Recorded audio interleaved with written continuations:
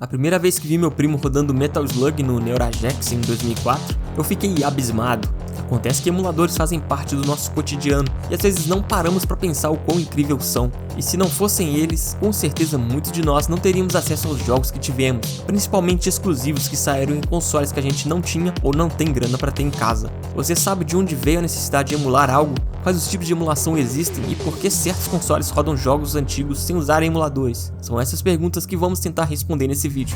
Fica comigo. Programas e jogos são criados para rodar numa determinada arquitetura de hardware e software, podendo contar com o apoio de alguma BIOS, firmware ou mesmo sistema operacional completo. Por mais que PCs, smartphones, consoles de videogames, iMacs, impressoras possam ser considerados computadores, eles possuem, claro, arquiteturas distintas. Se você quer rodar esses softwares numa arquitetura de hardware diferente do qual ele foi programado, é necessário um outro software para emular o comportamento do hardware original. Portanto, emuladores são muito importantes para adicionarmos uma camada de compatibilidade entre esses computadores desenhados de forma totalmente diferente. Um exemplo bem atual fora do mundo dos games são os Macs mais recentes, que usam os processadores M1. Para quem não tá ligado, a Apple parou de usar CPUs da Intel de arquitetura x86-64 e migrou para os processadores de arquitetura ARM. A CPU M1 embarcada nos Macs obviamente trabalha de forma diferente do hardware anterior, o que naturalmente quebrou a compatibilidade com softwares mais antigos, criados para rodar em cima dos processadores da Intel. Como um paliativo, a Apple desenvolveu um emulador para lidar com isso, o chamado Rosetta 2. Lembrando que não é a primeira vez que isso ocorre. Quando a Apple migrou dos processadores IBM PowerPC para Intel, lá em 2006, ela também precisou de um emulador. Apesar de um emulador não ser um conceito novo nos anos 90, foi naquela década que ele conquistou seu espaço ao permitir rodar jogos de consoles e arcades nos PCs com MS-DOS, além dos Macintosh da época. Logo no início dos anos 90, emuladores de Commodore 64 e Nintendo 8-bits já davam as caras, que mesmo com problemas de compatibilidade, conseguiam deixar qualquer um maravilhado com aquele feito. Surgiram também emuladores para arcades como Pac-Man e Asteroids, que eram especializados num só jogo, ao menos até o surgimento do grandioso MAME em 97. Em 95, a Activision lançou o Atari 2600 Action Pack, uma coletânea de seus jogos do Atari 2600 para Windows e Macintosh, e o emulador foi usado para conseguir rodar os clássicos nessas máquinas. Era um sonho para qualquer fã da Nintendo na época conseguir rodar Pokémon e outros clássicos do Game Boy no Windows 95 e MS-DOS. Então emuladores para o portátil também começaram a surgir. Até então era bem comum emuladores apresentarem falhas como falta de som, glitches gráficos, crashes aleatórios, etc. Os consoles a serem emulados ainda não tinham sido completamente destrinchados, e os computadores eram obviamente muito mais fracos do que temos hoje. Então o emulador tinha que ser leve o suficiente, ao mesmo tempo que conseguia manter um mínimo de compatibilidade. Foi a partir de 97 que os emuladores ficaram mais robustos, com boa lista de compatibilidade. Nesse final de década que apareceram emuladores que elevaram o nível de emulação a outro patamar. Para NES, tínhamos o Nesticle, que funcionava mesmo em computadores bem simples como o Intel 486, e trazia recursos que eram novidades para a época, como save states e gravação de gameplay. Para Super Nintendo, surgiu os emuladores ES-NES, SNES 96 e SNES 97. Esses dois últimos foram mesclados num só, o SNES 9X, que tá aí até hoje firme e forte. O Mega Drive também não ficou de fora e recebeu emuladores desde 94, mas o que se sobressaiu foi o Genesis de 97, que foi bem popular na época. Inclusive o jogo Frogger, portado para o Mega em 98, contou com o auxílio desse emulador. Consoles mais modernos para a época, como o Nintendo 64 e PlayStation, também não ficaram de fora. Afinal, quem não queria rodar aqueles exclusivos no PC de casa, não é? No começo surgiram emuladores bem lentos e claro, com compatibilidade limitada, mas outros subiram o nível do jogo. Podemos destacar o Ultra HLE, um emulador que surpreendeu pela velocidade que conseguia emular os exclusivos do Nintendo 64 e trouxe uma técnica chamada de emulação de alto nível, High Level Emulation. Do lado do PlayStation tínhamos emuladores gratuitos, mas para quem tinha um Mac valia a pena investir num Virtual Game Station, um emulador de PlayStation pago criado pela ConnectX, subsidiária da Microsoft. O Virtual Game Station se destacou por sua compatibilidade e velocidade muito acima de outros emuladores de Play 1 da época. Se você curte esse tipo de conteúdo, já deixe seu like e se inscreva. Ative o sininho para não perder nada que vem daqui pra frente. Só tem coisa boa.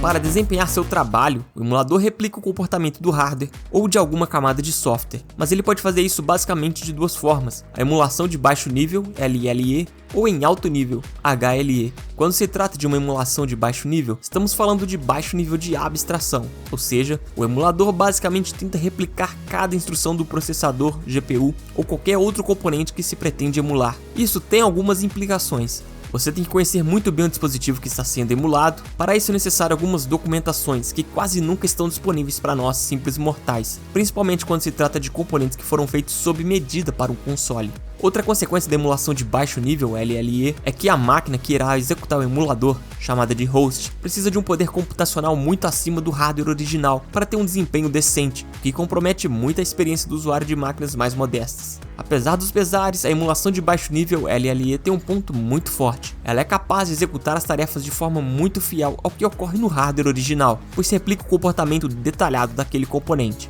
A questão de lentidão nos emuladores de baixo nível já era evidente ali nos anos 90, mesmo ao tentar emular consoles de 8 bits, que hoje é relativamente fácil. Isso devido aos computadores da época possuírem processadores, claro, mais fracos. A alternativa era emular somente parte do comportamento dos consoles, que diminuía muito a lista de compatibilidade. Quando o PlayStation e o Nintendo 64 surgiram, era somente um sonho rodar aqueles jogos no PC, pois não havia força bruta o suficiente para emular aquelas máquinas em baixo nível. Daí chegamos na emulação de alto nível HLE. Em 1999 foi liberado o emulador Ultra HLE, que se destacou rapidamente por ser um emulador de Nintendo 64 que conseguia rodar exclusivos como Mario 64 e Zelda Ocarina of Time numa velocidade muito decente nos computadores da época. Ele foi um divisor de águas, justamente por empregar a técnica de emulação de alto nível para emular a GPU do Nintendo 64, traduzindo as chamadas originais da API gráfica por chamadas equivalentes na API Glide, usadas nas placas aceleradoras 3D da 3DFX. Ao lidar com a chamada de mais alto nível, ao invés de tentar replicar todo o comportamento da GPU, foi possível atingir um desempenho muito satisfatório, reforçando que o 64 tinha sido lançado há aproximadamente 3 anos, era um grande feito. Esse emulador, assim como outros que viriam, usa emulação de baixo nível para componentes de hardware mais simples e alto nível para outros mais complexos, portanto são chamados muitas vezes de emuladores híbridos. No Ultra HLE, por exemplo, enquanto a GPU era emulada em alto nível, o processador do Nintendo 64, MIPS VR4300, era emulado em baixo nível, até por conta da sua documentação mais acessível. Aproveita e já veja o meu vídeo sobre o hardware do Nintendo 64, não deixa de conferir. Na emulação de alto nível, a ideia não é replicar um para um o que ocorre no dispositivo original, mas sim o que acontece em alto nível na API gráfica do caso do Nintendo 64. A emulação HLE de alto nível é muito mais rápida que a emulação de baixo nível, além de facilitar muito o processo de desenvolvimento do emulador. Não que seja fácil, pois requer muito esforço para entender o comportamento desses dispositivos conforme os dados que trafegam.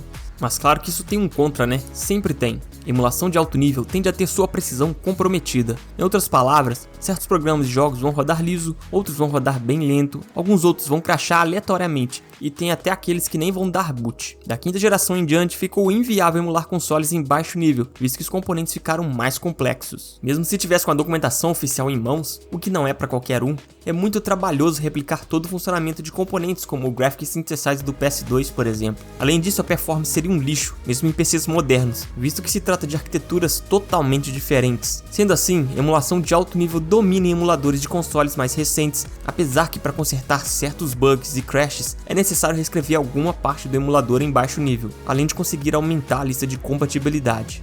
Há casos em que empresas querem retrocompatibilidade em seus consoles, mas não o fazem através de emuladores. Como conseguem isso? Se tomarmos como exemplo o Game Boy Advance, ele é retrocompatível com o Game Boy clássico e com o Game Boy Color, mesmo possuindo arquiteturas de hardware totalmente diferentes. Isso só é possível sem emulador porque a Nintendo incluiu no GBA um processador e memórias similares ao do Game Boy. Isso aconteceu também em outros consoles como o Play 2, que incluiu a CPU do PS1. Ocorreu também no PS3, que inclui CPU e GPU do PS2. Há casos em que fabricantes de consoles podem recorrer a uma camada de emulação aqui ou ali, quando se trata de emular componentes mais simples, enquanto que o trabalho pesado fica a cargo de componentes herdados do console anterior. Outra alternativa aos emuladores são os FPGAs, ou FPGAs. Apesar de caros, eles conseguem entregar uma experiência muito próxima ao hardware original. Se quer saber mais sobre esses caras, coloque aí nos comentários que posso trazer num vídeo futuro.